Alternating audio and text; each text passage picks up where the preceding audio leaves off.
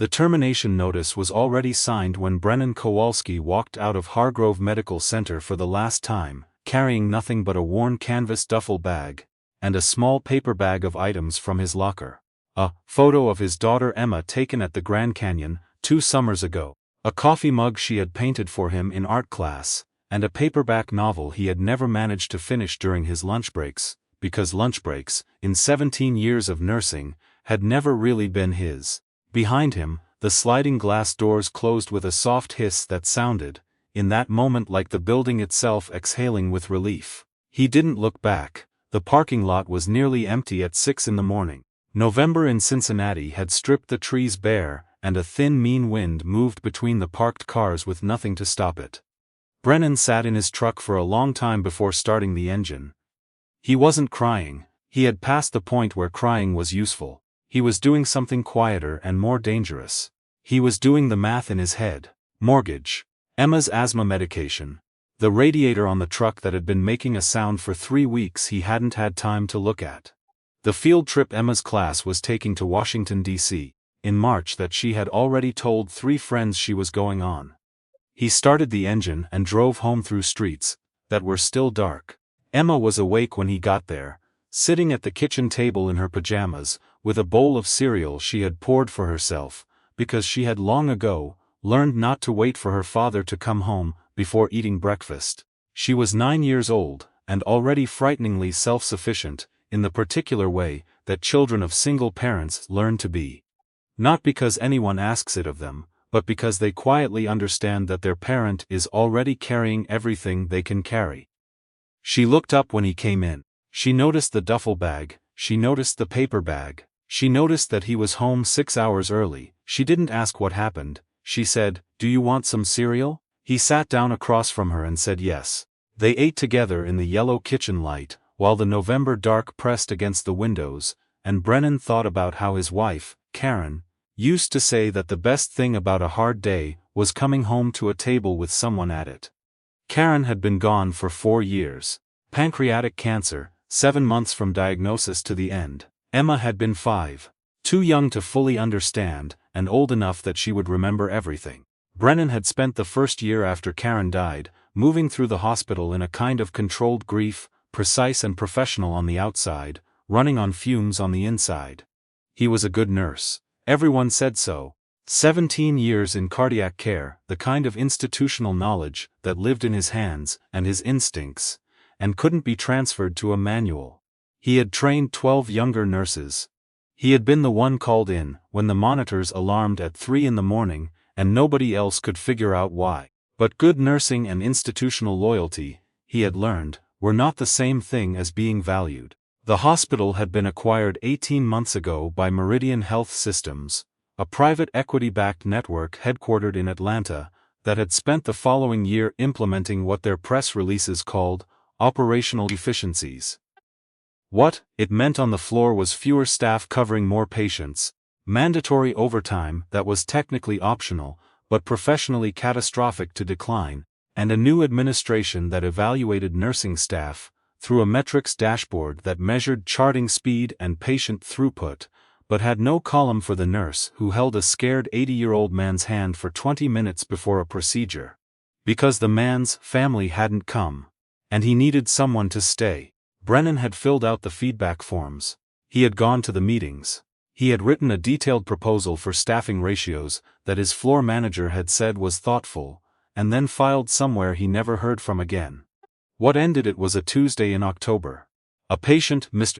Okafor, 73 years old, post-bypass, had been flagged in the system for early discharge because his insurance authorization was expiring.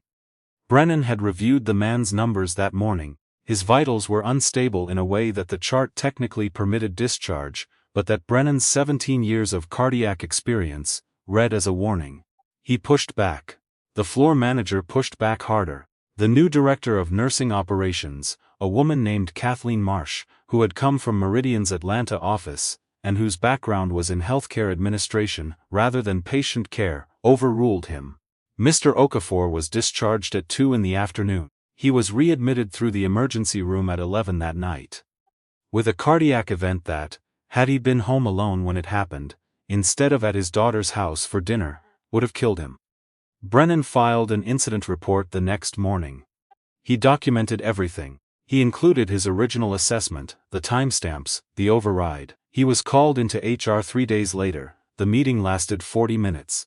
He was told that his incident report contained inflammatory language and unswoldered accusations, and that his collaborative relationship with administration had become a significant concern. He was given a formal written warning, the kind that goes into a personnel file and does not come back out. He resigned the following morning, before anyone could pretend the warning was something other than what it was.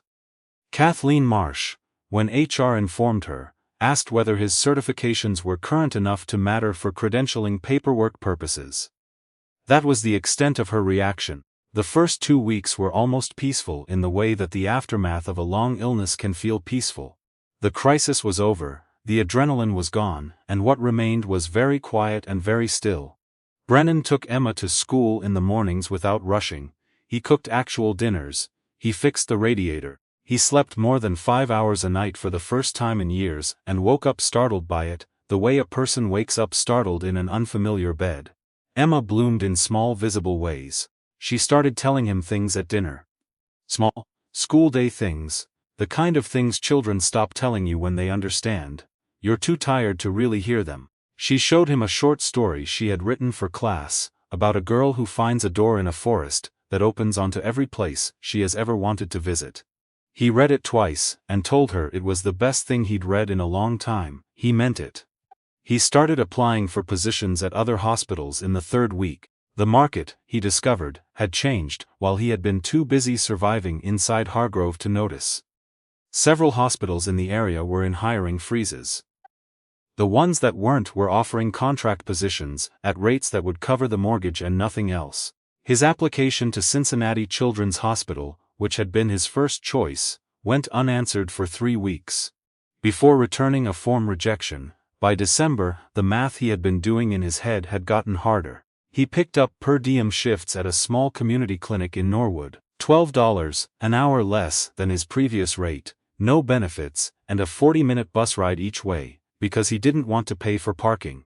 He took Emma to her asthma appointments, and paid for her medication out of pocket, because Cobra cost nearly $900 a month for the two of them, and he had made the calculation that he could not afford both, and that her medication was not negotiable. He didn't tell his mother how bad it was. She was 68, and lived alone in Columbus, and worried about him already. He didn't tell his friends from the hospital, because most of them were still there, still inside the system he had left, and the conversations were complicated in ways he didn't have the energy for. He told Emma that things were going to be a little tight for a while, and that they were going to be creative about Christmas this year. Emma thought about that for a moment, and then said that what she really wanted for Christmas was for them to make a gingerbread house together, which they had done every year when Karen was alive, and had not done since. He said absolutely. She went to bed happy. He sat in the kitchen alone afterward, and looked at his phone, and looked at his bank account, and looked at the stack of mail he had been turning face down on the counter, and thought about Karen. And thought about what she would have said. She would have said something practical. She was better at the math than he was. She was better at most things than he was. A fact she was entirely humble about, which had made it one of her best qualities. He missed her with the particular ache that was no longer sharp but had become structural. The way a healed break changes the bone permanently. Kathleen Marsh did not think about Brennan Kowalski for the first 6 weeks after he left. She was 38 years old and had spent the past decade building a reputation inside Meridian as the person you sent into a troubled facility to fix it. She was not a clinician. She had never held a patient's hand or read a monitor at 3 in the morning. Her degrees were in health services administration and organizational management, and she was genuinely excellent at what she did. Restructuring departments, renegotiating vendor contracts, reducing overhead, building the spreadsheets that made investors comfortable. She had turned around 4 facilities before Hargrove. She was methodical and unsentimental, and did not apologize for either. She had grown up in a family where weakness was treated as a choice. Her father, a former military officer who had transitioned into corporate management, had raised her to believe that people, who couldn't perform at the required level, should be managed out cleanly and quickly. That sentiment was a distraction, and that results were the only honest language. She had built an entire career on that framework, and the career was impressive by any measurable standard. She did not have people who would describe her as warm. She did not consider this a problem. What made her think about Brennan again was a staffing audit she ran in January, 6 weeks after he left. She had requested a full review of adverse event metrics for the past 2 quarters. The report came back with 3 readmission incidents in cardiac care, not catastrophic numbers, but trending in the wrong direction. One of the incidents involved a patient with the initials J.O., admitted in November. She pulled the full file, she read the original nursing assessment, she read the incident report, she read it twice. Then she pulled Brennan's personnel file and read it alongside the clinical record. Methodically, the way she read everything, looking for the story the numbers were telling her rather than the story someone had chosen to write. It took her about 40 minutes to understand what had happened. She sat with that for a long time. She was not a person who experienced discomfort easily, but she experienced something in that room that she did not have a ready word for. It was not guilt exactly. It was closer to the specific unease of realizing that a decision you made based on a framework you trusted had produced an outcome that the framework was supposed to prevent. She called her deputy and asked him to pull Brennan's contact information. Then she drove across the city on a Wednesday evening in January. The address was in a neighborhood in Westwood that she had passed through on the highway, but had never entered on foot. The houses were small and close together, working-class post-war construction, the kind of neighborhood that had been stable for decades, and was now in that fragile middle state. Not declining exactly, but not being invested in either. Some yards were carefully kept, some were not. A string of Christmas lights still hung from one porch, even though it was the 15th of January. She found the house. The porch light was on. Through the front window she could see the warm yellow of interior lights and the moving blue flicker of a television. She almost didn't get out of the car. She was not a person who second-guessed herself.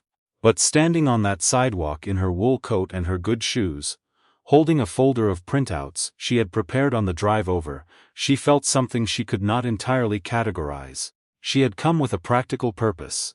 She needed him back. Or at least needed to talk to him. But standing outside his house at 7 in the evening felt like a different kind of thing than she had prepared for. She got out of the car. Brennan answered the door in a flannel shirt and reading glasses, holding a wooden spoon.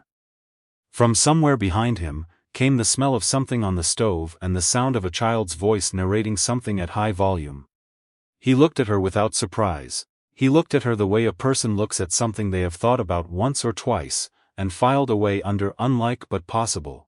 He said, "Mrs. Marsh," she said, "I know this is unexpected." From behind him a small voice shouted, "Dad, the pasta is going to boil over." He turned and disappeared for a moment. She stood in the doorway. When he came back, there was a girl beside him, 9, maybe 10, dark-haired like her father, wearing a shirt with a small embroidered fox on the pocket.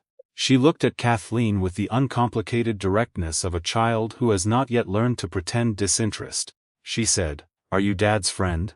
Kathleen opened her mouth. She did not immediately have an answer. Brennan said gently, "This is someone from my old job, Em. Go finish setting the table." Emma looked at Kathleen for one more measured moment, the kind of assessment that children perform without self-consciousness, and then disappeared back into the house. Brennan stepped onto the porch and pulled the door partially closed behind him. He said, "Why are you here?" She told him. She told him about the audit, the metrics, the readmission numbers. She told him she had reviewed the full file on Mr. Okafor. She told him she believed, based on that review, that his clinical judgment had been correct, and that the outcome of overriding his assessment had been. She paused, chose her words, inconsistent with the standard of care we are trying to build. He listened. His expression did not change much. When she finished he said, "I'm glad Mr. Okafor is all right." She said, "I'd like you to consider coming back." He looked at her for a moment. Then he said something quiet. He said, "I spent 17 years building something inside that hospital. I trained people, I stayed late, I filed the reports. And when I tried to tell someone that a patient wasn't ready to go home, I was given a warning for inflammatory language. He said it without heat. Factually, the way a person reads aloud from a document. I'm not interested in going back to an environment where that's how it works. She said, I understand why. He said, I don't think you do. She almost said something defensive. She was very good at defensive. Instead she said something she had not planned to say. She said, You're probably right. The admission surprised her almost as much as it seemed to surprise him. The porch was cold.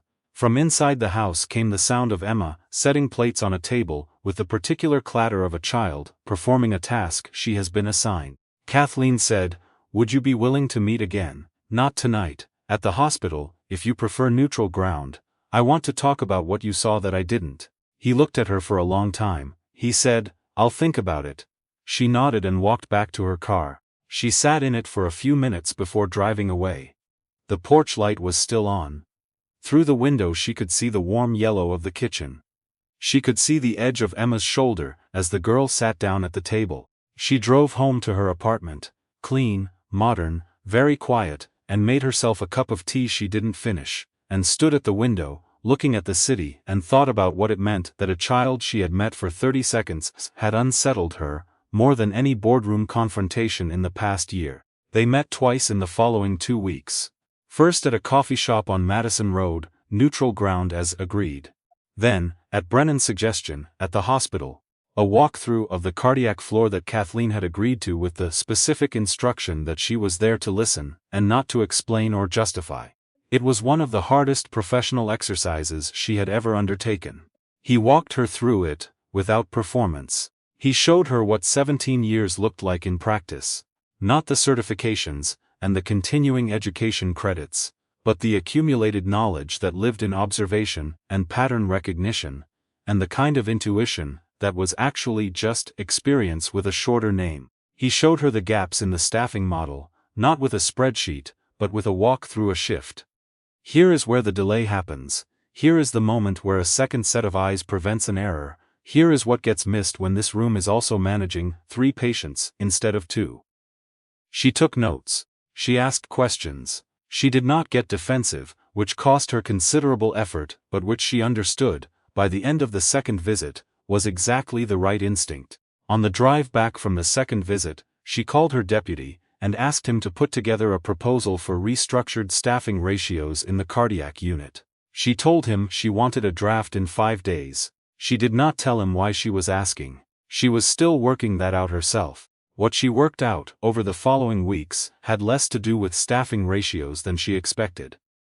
She started noticing things she had not noticed before, or had noticed and categorized differently. The travel mug that sat unwashed on the break room counter all morning, because the night shift nurse had not had time to rinse it before her ride home. The message board in the staff lounge, where someone had pinned a handwritten note that said, If anyone wants the blue scrubs, in locker 14 they are free, I am moving to travel nursing. The resigned quality in the voices of people she passed in the hallway, who used to nod at her with something closer to neutrality. She began to understand that she had mistaken compliance for stability. That the metrics she had been optimizing were measuring outputs, but not the thing that produced them. That there was a difference between a workforce that was performing and a workforce that was surviving. She had built her career on the conviction that sentiment was a distraction. She was discovering that what she had called sentiment was, in many cases, actually information. Brennan had not applied for his old position. He was still taking per diem shifts at the community clinic in Norwood, still doing the math in his head, still paying for Emma's medication out of pocket. He had told a former colleague that he was fine, that things were coming together, in the specific way that people describe situations that are not yet catastrophic, but are also not fine. He was good at containing. He had been containing for 4 years. One evening in late February, Kathleen drove to Norwood, not to his house this time, to the clinic. She arrived near the end of his shift and sat in the waiting room for 45 minutes, among people waiting to be seen. She watched him work through a glass partition she could see, but that was angled, so he couldn't see her. The practiced efficiency, the unhurried manner, with patients who needed more time than the schedule allowed. The moment when an elderly man who was frightened about a test result reached for his arm, and Brennan paused what he was doing and stayed. She had spent her career believing that the bottleneck was always a process problem. That if you designed the right system, you got the right outcomes.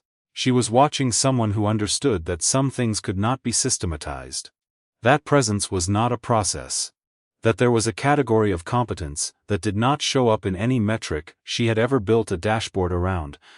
She left before he finished his shift. She drove home and opened the proposal her deputy had sent her, the staffing ratio restructuring, preliminary numbers, 3 scenarios. She read all 3. Then she opened a new document and started writing something else. It took her most of the night.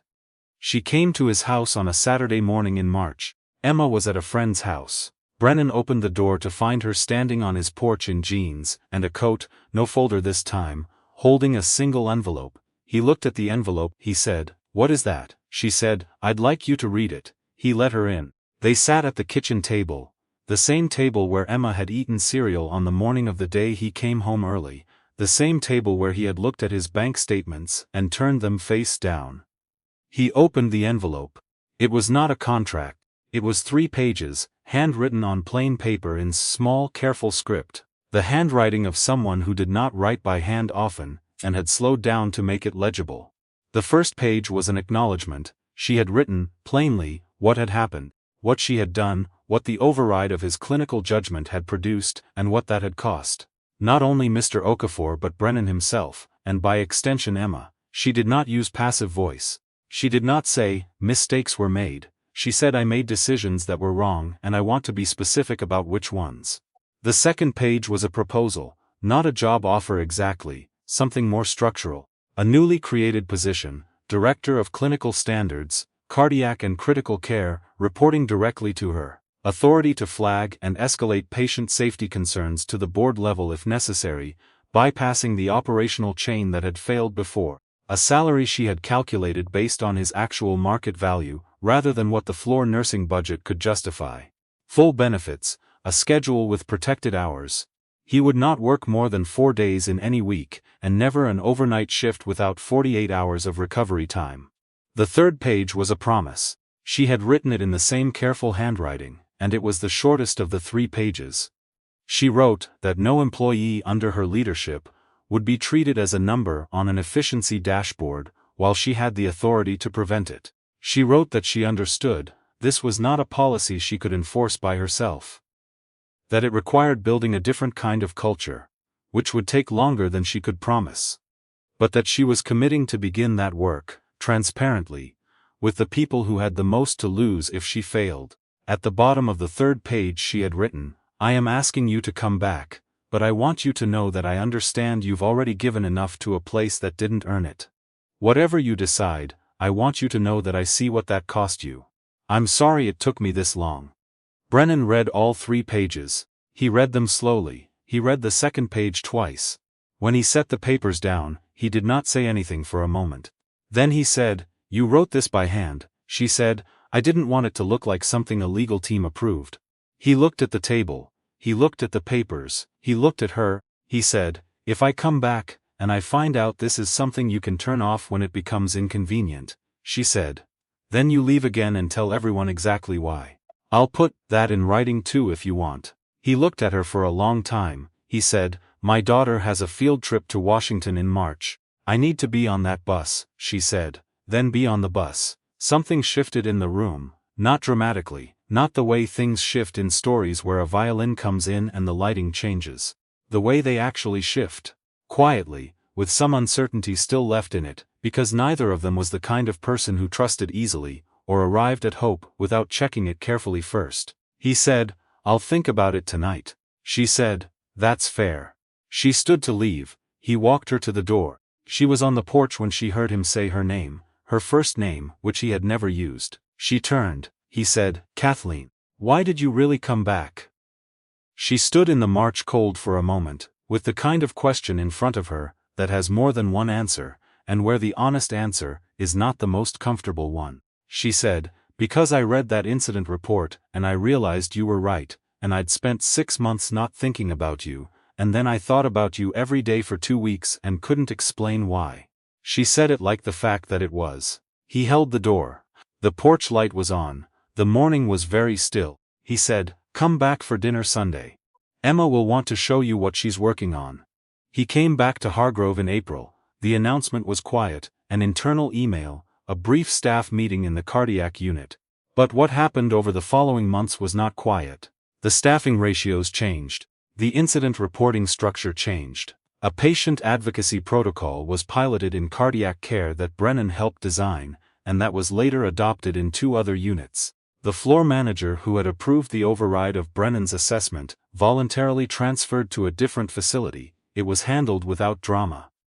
Nurses who had been keeping their heads down and counting the days to their next contract renewal started, slowly, to lift their heads. Not all of them, not overnight. Trust inside an institution that has broken it is not rebuilt on a memo. But the direction changed, and people who work in environments where nothing changes can feel when the direction changes even before they can articulate why. Productivity went up. Readmission rates went down. An external review of the cardiac unit, conducted in August, cited its exceptional integration of clinical leadership with administrative oversight as a model worth examining for the wider system. Kathleen put the report on her desk and didn't frame it. She and Brennan did not become a simple story. Neither of them was built for simple. He carried his grief the way a person carries something they have learned to carry. Not easily, not invisibly, but without pretending it isn't there. She was still learning, by conscious effort, how to be in a room with someone who was struggling, without her first instinct being to fix the process that had allowed the struggling to occur. Emma, for her part, had decided she liked Kathleen about 3 weeks after their first meeting, primarily on the basis of a Saturday afternoon, when Kathleen had sat at the kitchen table, helping Emma with a book report on a novel about a girl who befriends a lighthouse keeper, and had taken the assignment more seriously than Emma expected, and had said, at one point, that she thought the lighthouse keeper was the most interesting character in the book. Because he had chosen to stay in a difficult place, because the light mattered. Even though no one who relied on the light ever saw his face. Emma had written that down, she used it in her report, she got an A. She did not tell her teacher where the idea came from. She thought about it sometimes though. She thought about it the way children think about things they understand better than they can explain. That the adults they love are figuring things out just like she was. And that this was not a weakness, but just the shape of how people are. On a Thursday evening in October, almost exactly a year after Brennan had walked out of the hospital for the last time, he stood in the cardiac unit after a shift that had ended on time. Actually ended on time, a thing that still surprised him. And looked out the window at the city below. The lights were coming on across Cincinnati as the evening settled. Somewhere across the city, Kathleen was in a meeting he didn't envy her. Somewhere across the city, Emma was at her grandmother's house doing homework.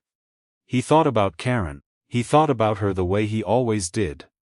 Not with the old desperate missing, but with something quieter and more complicated, a gratitude for what had existed, alongside a knowledge that life continued to require his presence in it.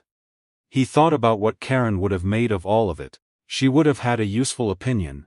She would have told him something practical. She probably would have liked Kathleen, cautiously, after some initial skepticism, which would have been exactly right. He put his coat on.